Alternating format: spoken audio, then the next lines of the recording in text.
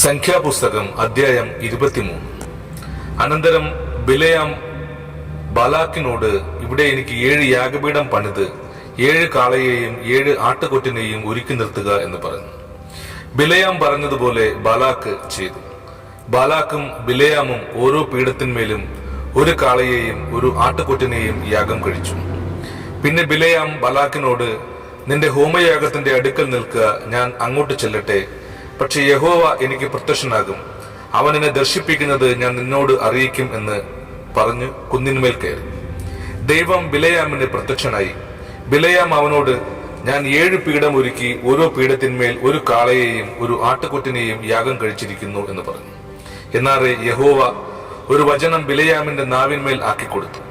നീ ബാലാക്കിന്റെ അടുക്കൽ മടങ്ങിച്ചെന്ന് ഇപ്രകാരം പറയണമെന്ന് കൽപ്പിച്ചു.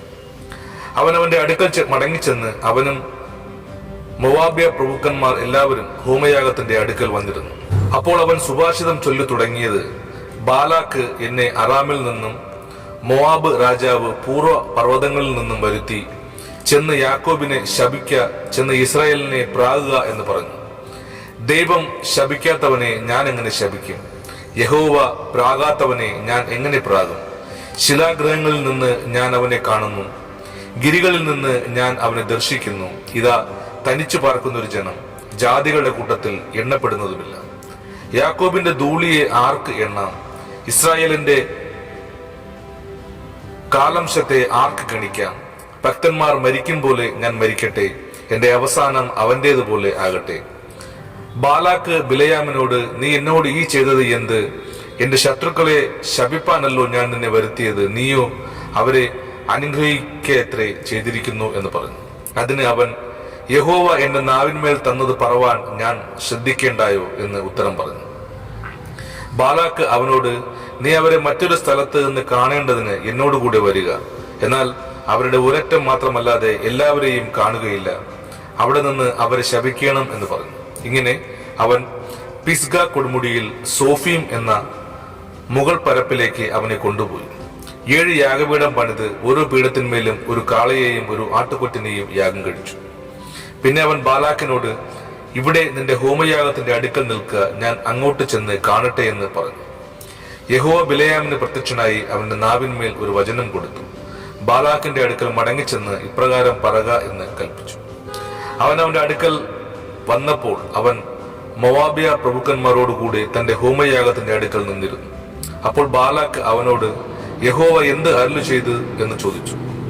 അവൻ സുഭാഷിതം ചൊല്ലു തുടങ്ങിയത്, ബാലാക്കെ, എഴുന്നേറ്റ് കേൾക്ക, സിപ്പോറിന്റെ പുത്ര, എനിക്ക് ചെവി തരിക.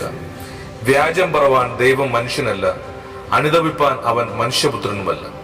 താൻ കൽപ്പിച്ചത് ചെയ്യാതിരിക്കുമോ? താൻ അരുളി ചെയ്തത് നിവർത്തിക്കാതിരിക്കുമോ? അനുഗ്രഹിപ്പാൻ എനിക്ക് കൽപ്പന ലഭിച്ചിരിക്കുന്നു, അവൻ അനുഗ്രഹിച്ചിരിക്കുന്നു, എനിക്ക് അത് മറിച്ചുകൂടാ. യാക്കോബിൽ തിന്മ കാണുവാനില്ല, ഇസ്രായേലിൽ കഷ്ടത ദർശിപ്പാനുമില്ല.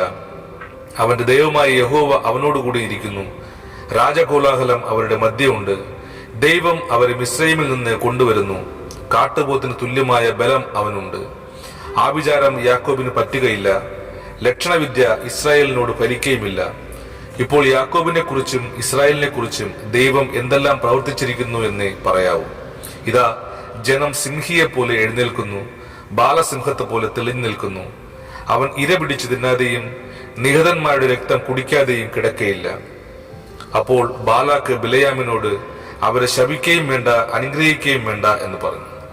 ബിലെയാം ബാലാക്കിനോട്, യഹോവ കൽപ്പിക്കുന്നതൊക്കെയും ഞാൻ ചെയ്യും എന്ന് നിന്നോട് പറഞ്ഞില്ലയോ എന്ന് ഉത്തരം പറഞ്ഞു.